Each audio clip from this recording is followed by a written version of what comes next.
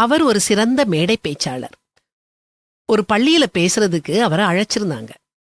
அவர் பேச வேண்டிய அரங்கத்துக்குள்ள நுழைஞ்சாரு. அவருக்கு தெரிஞ்ச சில பேரு முதல் வரிசையில உட்கார்ந்திருந்தாங்க.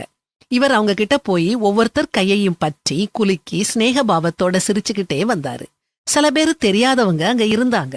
அவங்க கைகளையும் பற்றி குலுக்குனாரு. அங்க ஒருத்தர் இருந்தாரு. அவர் இவரை நோக்கி தன்னுடைய கைகளை நீட்டல.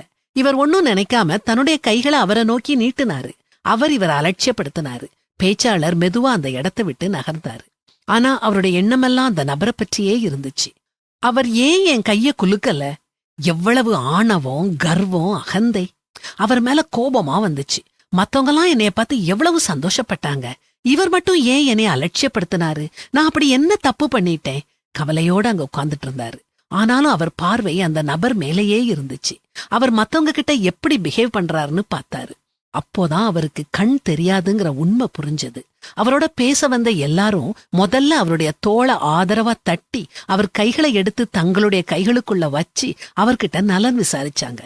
பேச்சாளர் பக்கத்துல உட்கார்ந்திருந்தவர் பேச்சாளரை பார்த்து, சார், அவர் உங்களோட ரசிகர், உங்க பேச்ச கேட்க ஆசையா வந்திருக்கிறாரு, உங்களை நேருக்கு நேரா சந்திச்சு உங்களோட பேச ஆவலா காத்துக்கிட்டு இருக்கிறாருன்னு சொன்னாரு. இத கேட்டதும் பேச்சாளர் தன் மேலேயே கோபப்பட்டாரு. தான் பேச வந்த தலைப்புல பேசாம அனுமானத்தின் அபாயம் அப்படிங்கிற தலைப்புல பேசினாரு. நாமும் மத்தவங்கள பற்றிய உண்மையான நிலைமை தெரியாம அவங்கள பற்றி தவறா நினைக்கிறோமா? இது தவறு. ஆனதால் கர்த்தர் வருமளவும் நீங்கள் காலத்துக்கு முன்னே யாதொன்றை குறித்தும் தீர்ப்பு சொல்லாதிருங்கள். இருளில் மறைந்திருக்கிறவைகளை அவர் வெளியரங்கமாக்கி இருதயங்களின் யோசனைகளையும் வெளிப்படுத்துவார். அப்பொழுது அவனவனுக்குரிய புகழ்ச்சி தேவனால் உண்டாகும் அப்படின்னு வேதாகமத்திலையும் வாசிக்கிறோமே.